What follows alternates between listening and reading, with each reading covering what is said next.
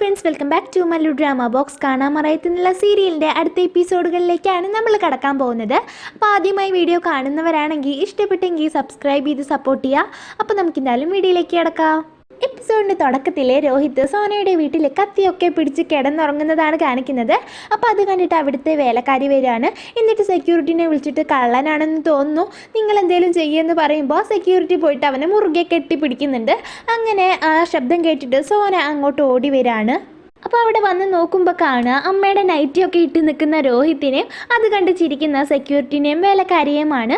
അപ്പോൾ സോന നിങ്ങൾ എന്തിനാ കത്തിയും പിടിച്ച് ഉറങ്ങിയെന്ന് ചോദിക്കുമ്പോൾ പ്രൊട്ടക്ഷന് വേണ്ടിയിട്ടാണെന്ന് രോഹിത്ത് പറയുന്നുണ്ട്.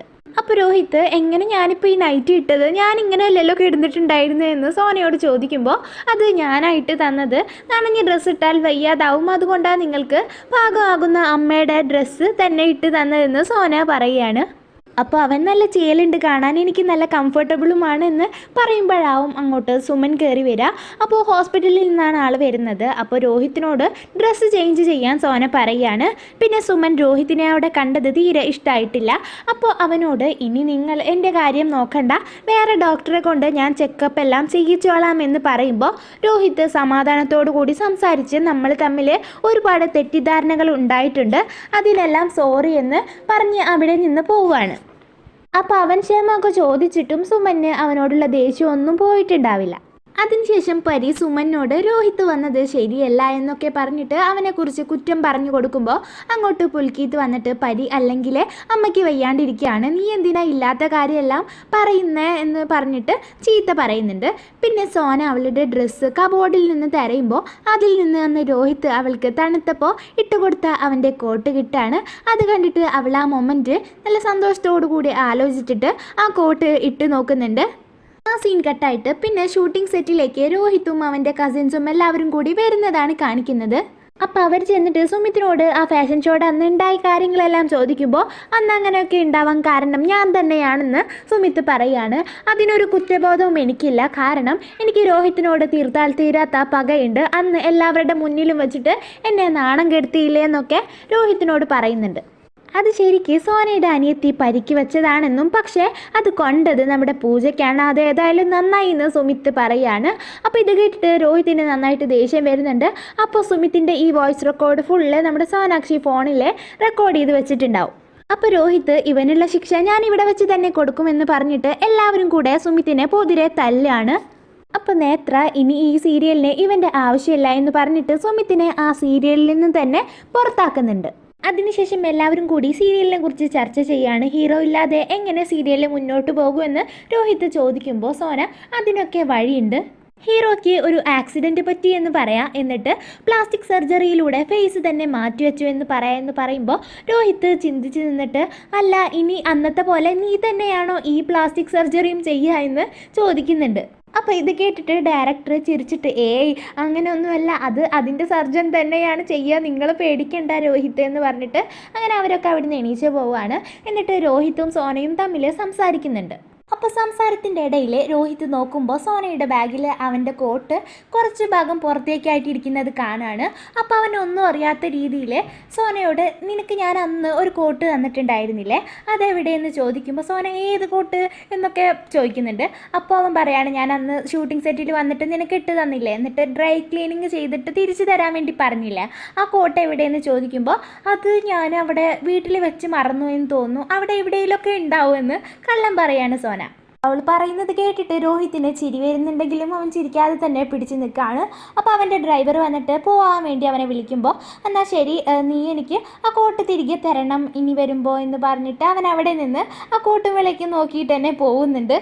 അപ്പോൾ രോഹിത്ത് അവിടുന്ന് പോയതിനു ശേഷം അവൾ ബാഗ് എടുത്ത് നോക്കുമ്പോഴാവും ആ ജാക്കറ്റിൻ്റെ കുറച്ച് ഭാഗം പുറത്തായി നിൽക്കുന്നത് അവൾ കാണുന്നത്. അപ്പോൾ ഇത് കണ്ടിട്ട് ആകെ പെട്ടു എന്നുള്ള അവസ്ഥ ആവുകയാണ് അവൾക്ക്. അയ്യോ ഞാനിപ്പോൾ എന്ത് പണിയാണ് ചെയ്തത്, രോഹിത്ത് ഇത് കണ്ടിട്ടാവും എന്നോട് ഈ ജാക്കറ്റിൻ്റെ കാര്യം ചോദിച്ചിട്ടുണ്ടാവുക എന്ന് പറഞ്ഞിട്ട് ആ ജാക്കറ്റ് എടുത്തിട്ട് അവൻ്റെ പിന്നാലെ പോവാണ്. അങ്ങനെ അവൻ്റെ അടുത്തേക്ക് ചെന്നിട്ട് നിനക്കിപ്പോൾ ഈ ജാക്കറ്റ് എവിടെ നിന്ന് കിട്ടിയെന്ന് രോഹിത്ത് ചോദിക്കുമ്പോൾ അവളാകെ ബബ്ബടിച്ച് നിൽക്കുകയാണ്. ഇതാ നിങ്ങളുടെ ഫേവറേറ്റ് ജാക്കറ്റ് എന്ന് പറഞ്ഞിട്ട് അത് അവന് കൊടുക്കാൻ വേണ്ടി നോക്കുമ്പോൾ അവനത് മേടിച്ചിട്ട് അവൾക്ക് തന്നെ തിരിച്ചു കൊടുത്തിട്ട് അവിടെ നിന്ന് ടാറ്റ ഒക്കെ പറഞ്ഞിട്ട് പോകുന്നുണ്ട്. അപ്പോൾ ആ ജാക്കറ്റ് തിരിച്ചു കിട്ടിയപ്പോൾ അവൾക്ക് ഒരുപാട് സന്തോഷമാവുന്നുണ്ട്. അങ്ങനെ വീട്ടിൽ വന്നതിന് ശേഷവും സോന ആ ജാക്കറ്റ് നോക്കിയിട്ട് രോഹിത്തിനെയും ചിന്തിച്ചുകൊണ്ടേയിരിക്കുകയാണ്. അപ്പോൾ അവൻ അവൾക്ക് കോൾ ചെയ്തിട്ട് നാളെ നീ എൻ്റെ ഒപ്പം ഡിന്നറിന് വരൂ, ഞാൻ നിന്നെ പിക്ക് ചെയ്യാൻ വരാം എന്ന് പറയുമ്പോൾ ആ ശരി ഞാൻ വരാം എന്ന് സോന സന്തോഷത്തോടു കൂടി പറയുന്നുണ്ട്. അതേപോലെ തന്നെ പിറ്റേ ദിവസം ഷൂട്ടിംഗ് സെറ്റിലേക്ക് അവൻ അവളെ പിക്ക് ചെയ്യാൻ വേണ്ടി വരാണ്. എന്നിട്ട് കാറിൽ പോകുമ്പോൾ അവളുടെ മുടി കെട്ടിവെച്ചത് കണ്ടിട്ട് അവനത് അഴിച്ചിടാണ്. എന്നിട്ട് ഹൃദയം സിനിമയിലൊക്കെ പറയില്ലേ ദർശന നിൻ്റെ മുടി കെട്ടിവെച്ചതിനേക്കാളും അഴിച്ചിട്ടിട്ടാണ് ഭംഗിയെന്നൊക്കെ, അതേപോലെ തന്നെ അവൻ ഡയലോഗ് പറയാണ് നിൻ്റെ മുടി അഴിച്ചിട്ടിട്ടാണ് നിന്നെ കാണാൻ ഏറ്റവും കൂടുതൽ ഭംഗിയെന്ന് പറയുന്നുണ്ട്. അങ്ങനെ അവർ സംസാരിച്ച് ഡിന്നർ കഴിച്ചുകൊണ്ടിരിക്കുന്ന സമയത്ത് അവിടെയുള്ള ഒരു സ്ത്രീയെ ബോധം കെട്ടി വീഴാണ്. അപ്പോൾ രോഹിത് ചെന്ന് ചെക്ക് ചെയ്യുമ്പോൾ അതിന് ഹാർട്ട് അറ്റാക്ക് ആണെന്ന് മനസ്സിലാവുമ്പോൾ പെട്ടെന്ന് തന്നെ ഹോസ്പിറ്റലിലേക്ക് മാറ്റുന്നുണ്ട്. അപ്പോൾ ആ സ്ത്രീക്ക് കുറച്ച് സീരിയസ് ആണെന്ന് അറിയുമ്പോൾ രോഹിത് നന്നായിട്ട് ടെൻഷൻ അടിക്കുകയാണ്. എന്നിട്ട് സോനയെ കെട്ടിപ്പിടിച്ചിട്ട് അവൻ്റെ ഫ്ലാഷ് ബാക്ക് ആലോചിച്ചിട്ട് ഇനി ഒരിക്കൽ കൂടി എനിക്ക് ഇങ്ങനെയൊന്നും സംഭവിക്കാൻ പാടില്ല, ഈ പേഷ്യൻറ്റിനെ രക്ഷിച്ചേ പറ്റൂ എന്ന് പറഞ്ഞിട്ട് അവൻ ആ ഓപ്പറേഷന് പോവുകയാണ്. അങ്ങനെ ആ ഓപ്പറേഷൻ സക്സസ്ഫുൾ ആയിട്ട് തന്നെ കഴിയുന്നുണ്ട്. രോഹിത് സന്തോഷത്തോടു കൂടി സോനയോട് സംസാരിക്കുകയാണ്. അങ്ങനെ അവർ തമ്മിൽ ഒരു നല്ലൊരു ബോണ്ട് ക്രിയേറ്റ് ആവുന്നുണ്ട്. അതിനുശേഷം രോഹിത് ആ ഓപ്പറേഷൻ കഴിഞ്ഞ് കിടക്കുന്ന സ്ത്രീയുടെ ഭർത്താവിനെ റൂമിലേക്ക് വിളിക്കുകയാണ്.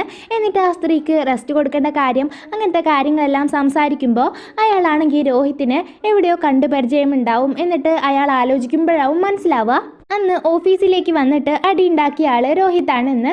അപ്പോൾ അന്ന് രോഹിത് ആ നമ്പറിലേക്ക് കോൾ ചെയ്തിട്ട് അപ്പുറത്തുനിന്ന് ഒരാൾ കോൾ എടുത്തില്ലേ, എന്നിട്ട് ആ ലൊക്കേഷൻ അറിയാൻ വേണ്ടിയിട്ട് അവൻ അവിടെ ചെല്ലുമ്പോൾ അയാൾ കൊടുക്കുന്നില്ല, പോലീസുകാരെ അറിയിക്കണം എന്നൊക്കെയല്ലേ പറഞ്ഞിട്ടുണ്ടാവുക.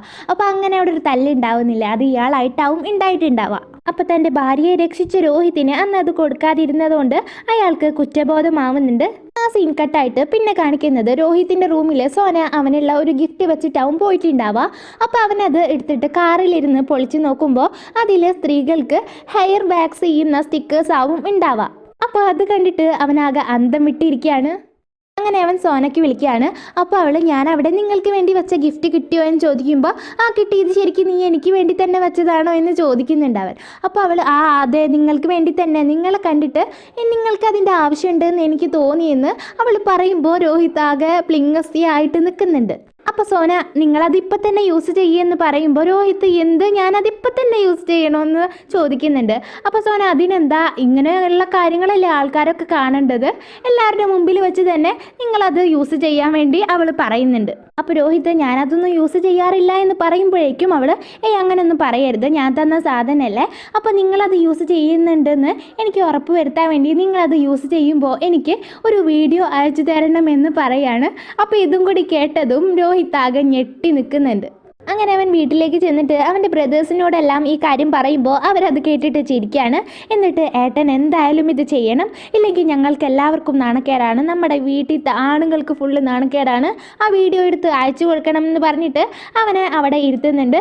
എന്നിട്ട് അവൻ്റെ നെഞ്ചത്ത് തന്നെ ആ വാക്സ് സ്റ്റിക്കർ ഒട്ടിക്കുന്നുണ്ട് അവർ. ഒപ്പം വീഡിയോ എടുക്കുന്നുണ്ട്. ആ സ്റ്റിക്കർ പറിക്കുമ്പോൾ അവനാകെ അലറി വിളിക്കുകയാണ്. പിന്നെ സോനയെ കാണിക്കുകയാണ്. അവൾ ഷൂട്ടിങ്ങിന് മേക്കപ്പ് ചെയ്യുന്ന സമയത്തായിരിക്കും രോഹിത്തിന് ഗിഫ്റ്റായിട്ട് കൊടുക്കാൻ വെച്ച ആ ഫോൺ അവിടെ തന്നെ ഇരിക്കുന്നത് അവൾ കാണുന്നത്. അപ്പോൾ അവൾ ആകെ ഞെട്ടിയിട്ട് ഞാൻ പിന്നെ എന്ത് ഗിഫ്റ്റാണ് രോഹിത്തിന് കൊടുത്തത് എന്ന് ചിന്തിച്ച് നിൽക്കുന്ന ആ സമയത്ത് തന്നെ അവളുടെ ഫോണിലേക്ക് രോഹിത്തിൻ്റെ വീഡിയോ മെസ്സേജ് വരികയാണ്. അപ്പോൾ അവളത് കണ്ടിട്ട് നന്നായിട്ട് ചിരിക്കുകയാണ്. എന്നിട്ട് 1000-ൽ ഒരാളാ ഇങ്ങനെ ഉണ്ടാവുള്ളൂ, ആൾക്ക് ഒരു വട്ടം എന്നോട് ചോദിക്കാറുന്നില്ല നീ എന്തിനാ ഈ സാധനം കൊടുത്തു വിട്ടതെന്ന്. ഏതായാലും പറഞ്ഞ വാക്കാൾ പാലിച്ചു, വീഡിയോ ഒക്കെ എടുത്ത് അയച്ചു തന്നു എന്ന് പറഞ്ഞിട്ട് അവൾ ചിരിക്കുന്നതും കാണിച്ചുകൊണ്ടാണ് ഈ എപ്പിസോഡ് ഇവിടെ അവസാനിക്കുന്നത്. അപ്പോൾ എല്ലാവരും ഒന്ന് കമൻറ്റ് ചെയ്തിട്ട് അഭിപ്രായം അറിയിക്കുക.